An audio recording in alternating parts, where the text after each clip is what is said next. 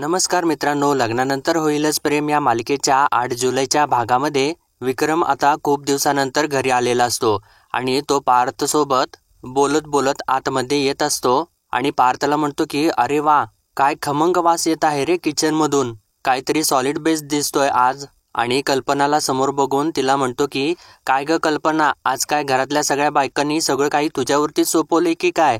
तर तेव्हा कल्पना विक्रमला सांगते की नाही हो दादा, आजचा हा सगळा काही बेत आहे ना, तो काव्या वहिनीने केलेला आहे. असं तिने सांगितल्यानंतर विक्रमला मात्र आश्चर्यच वाटतं आणि विक्रम म्हणतो अरे वा क्या बात है, आणि परत म्हणतो की अरे वा, हे असं आहे का, आणि अच्छा, हे सगळं आमच्यासाठी नाही आहे का, आणि हे खास स्पेशल पार्थसाठी आहे का. मजा आहे बाबा पार्थ, असं म्हणून तो आता पार्थला चिडवू लागतो. तर इतक्यात नंदिनी तिथं येते आणि कल्पनाला ती जीवाने तिच्यासाठी दिलेला गजरा देऊ लागते. तर तेव्हा तो गजरा घेतल्यानंतर कल्पना तर खुशच होते आणि नंदिनीला थँक्यू वहिनी असं बोलू लागते. तर तेव्हा विक्रम नंदिनीला म्हणतो की अगं नंदिनी, जनरली नवरा बायकोला गजरा देतो आणि हे काय आहे, तू काय सगळ्यांना गजरे वाटत फिरत आहेस. तर तेव्हा मानिनी आणि जीवा तिथं येतात. तर मानिनी विक्रमला सांगू लागते की नवऱ्यानेच गजरा दिलेला आहे तो. तर तेव्हा विक्रमला मात्र त्या गोष्टीचं आश्चर्यच वाटतं आणि विक्रम मानिनीला म्हणतो की अगं काय सांगतेस काय, म्हणजे आता मुलं मात्र शहाणी झालेली आहेत वाटतं. तर मानिनी म्हणते की हो, आता तुम्ही म्हणू शकता की मुलं मात्र तुमच्यावरती गेलेली आहेत. तर तेव्हा विक्रम म्हणतो ऑफकोर्स, म्हणजे काय प्रश्नच नाही. असं म्हटल्यानंतर आता मानिनी आणि विक्रम दोघं सुद्धा हसू लागतात. तर त्यानंतर आता मंजू आणि रम्यासुद्धा तिथं येतात. तर मंजू आलेली बघितल्यानंतर नंदिनी लगेचच मंजूजवळ जाते आणि मंजू आत्या, हा गजरा घ्या असं तिला म्हणते. तर तेव्हा मंजू गजरा बघितल्यानंतर आनंदित होते आणि नंदिनीला म्हणते की अरे वा, आज चंद्र कुठून उगवलेला आहे, म्हणजे माझ्या याने ना मला कधीच गजरा दिला नाही आणि तू मला गजरा देतेस म्हणून म्हटलं. तर तेव्हा नंदिनी मंजूला म्हणते अहो घ्या ना प्लीज, असं म्हणून ती गजरा तिच्या हातामध्ये देते. इतक्यात काव्यासुद्धा जेवण घेऊन बाहेर येते. तर तेव्हा नंदिनी तिला सुद्धा म्हणते काव्या, हा घे ना गजरा आणि केसात माळ, खूप छान दिसशील तू. तर तेव्हा काव्या तो गजरा आपल्या हातामध्ये घेते आणि तिला तर धक्काच बसलेला असतो आणि ती धक्क्यानेच नंदिनीकडे बघत असते. तर तेव्हा मानिनी आता नंदिनीला म्हणते अगं नंदिनी, तू जरी गजरा माळलास ना तरी सुद्धा छानच दिसणार आहे. जीवाने एवढ्या प्रेमाने तुला गजरा दिलेला आहे आणि तू सगळ्यांना वाटत काय फिरत आहेस. तर आता नंदिनी मात्र थोडंसं तिरकसच बोलते की जीवांनी जे दिलेलं आहे ना तेच खूप आहे. असं तिने बोलल्यानंतर सगळ्यांना मात्र तिचं बोलणं काही कळत नाही आणि त्यानंतर नंदिनी मात्र जीवाकडे बघू लागते आणि काव्याला म्हणते की तू माळ गजरा छान दिसेल ते. तर काव्या चक्क तो गजरा परत नंदिनीच्या हातात देते आणि तिला म्हणते की जे तुझ्या हक्काचं आहे ना ते तुझ्याकडेच असू देत. असं तिने बोलल्यानंतर आता जीवाला तर धक्काच बसतो आणि सगळेजण आश्चर्याने काव्याकडे बघू लागतात.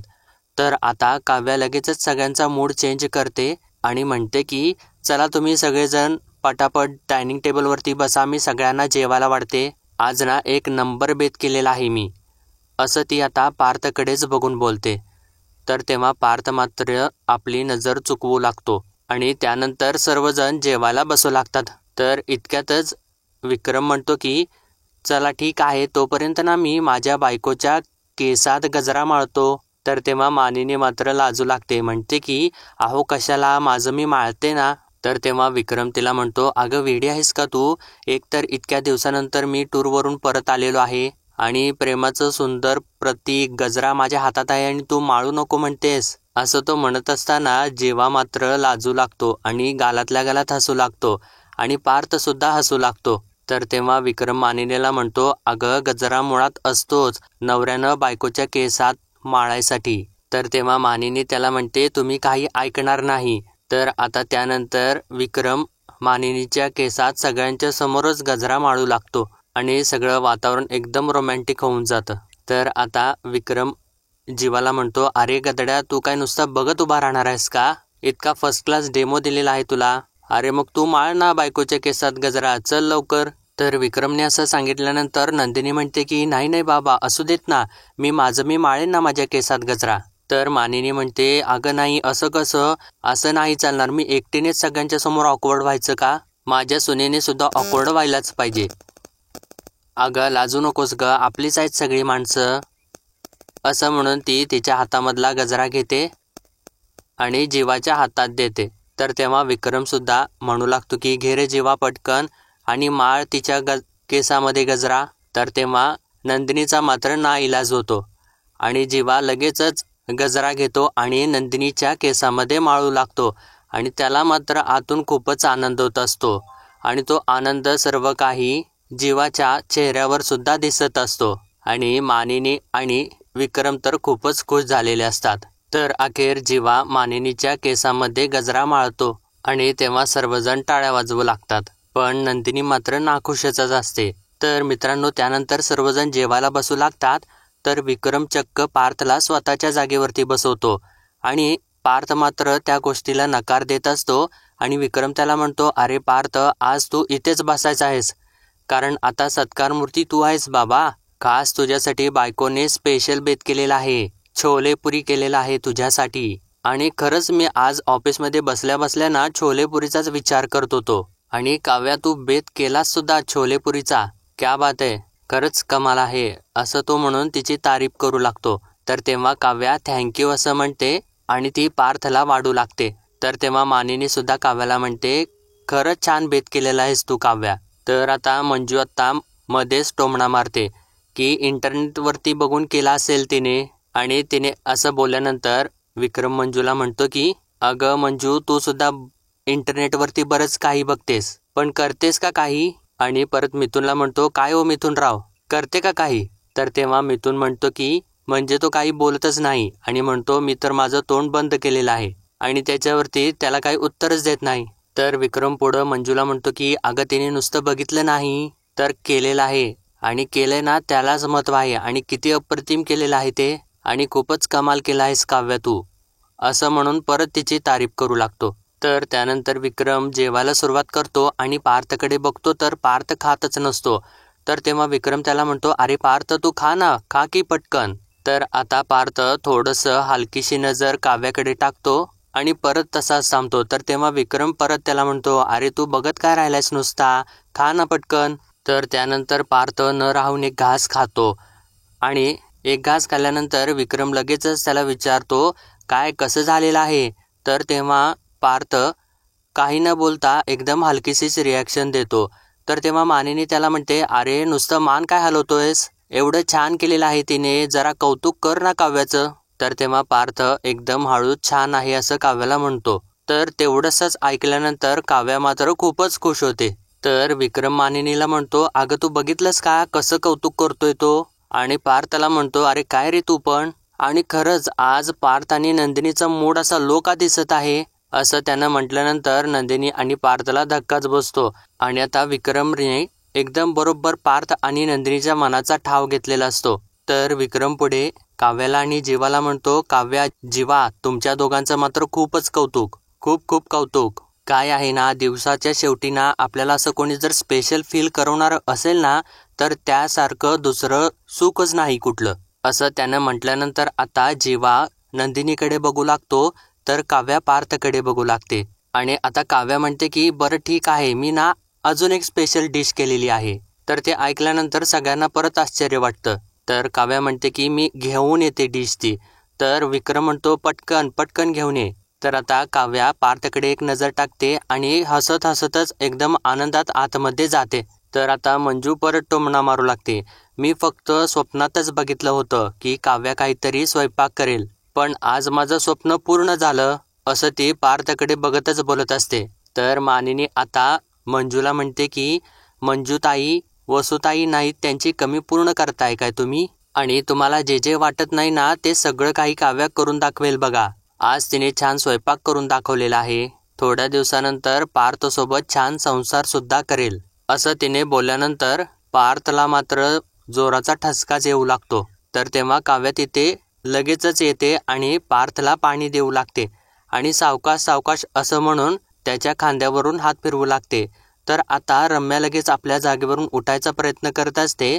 तर तेव्हा मंजू तिला थांबवते.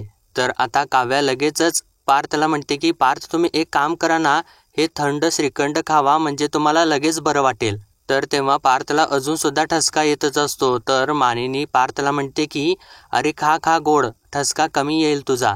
तर तेव्हा पार्थ नको असं म्हणूनच आपली मान डोलावत असतो. तर मानिनी परत त्याला म्हणते अरे खा पटकन, तुला बरं वाटेल, ठसका कमी होईल तुझा.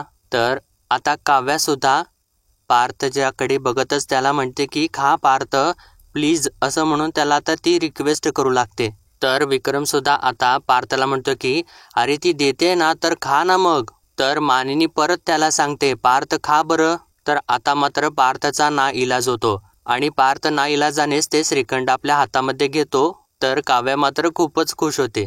तर आता विक्रम पार्थकडेच बघत असतो आणि त्याला म्हणतो अरे काय चाललंय पार्थ तुझं, खा ना रे, असं का करतोस, चल खा लवकर. असं त्यानं म्हटल्यानंतर पार्थ थोडंसं काव्याकडे बघतो आणि श्रीखंडाचा एक घास खातो आणि श्रीखंड खाल्ल्यानंतर तो शांतच होतो. तर तेव्हा काव्या मात्र त्याच्याकडे बघून हसतच असते.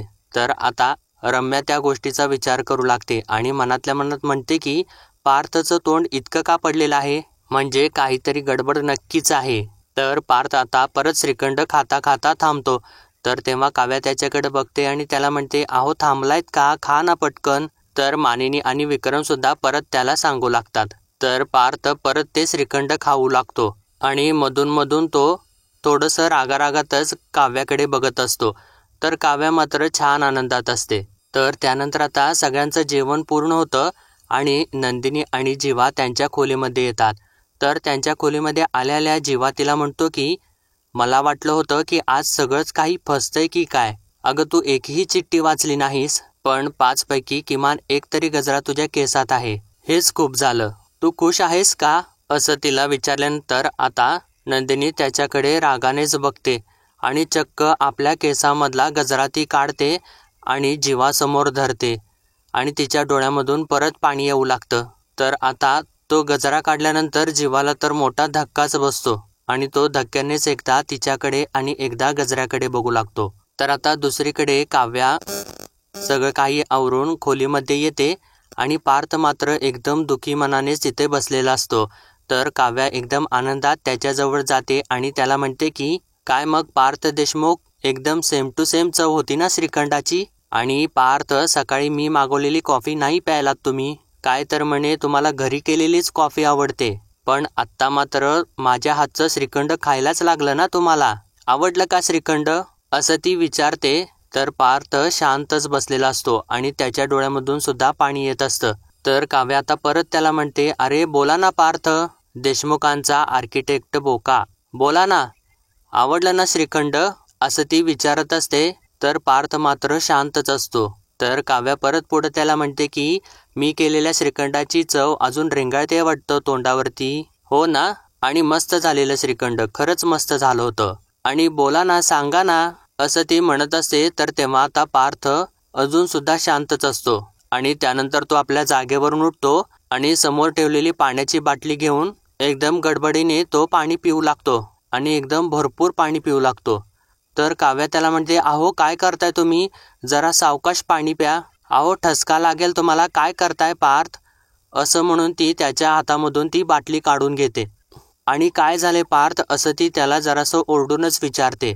तर पार्थ आता तिला म्हणतो मनाविरुद्ध खाल्लेलं श्रीखंड होतं ना ते, त्याची आता मी चव घालवत होतो, असं त्यानं बोलल्यानंतर आता काव्याला मात्र जोराचा धक्काच बसतो. तर पार्थ पुढे म्हणतो की खरंच सांगत आहे, आजच्या इतकं कडू श्रीखंड मी कधीच खाल्लं नव्हतं. तर मित्रांनो आता दुसरीकडे सुद्धा अगदी सेमच सिच्युएशन असते.